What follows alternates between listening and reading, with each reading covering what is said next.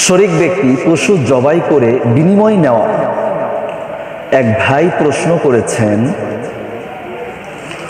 7 শরিক মিলে একটি গরু ক্রয় করে কুরবানি করার ইচ্ছা করেছে, তবে একজন ব্যতীত তাদের কেউ পশু জবাই করতে জানে না। এখন প্রশ্ন হলো,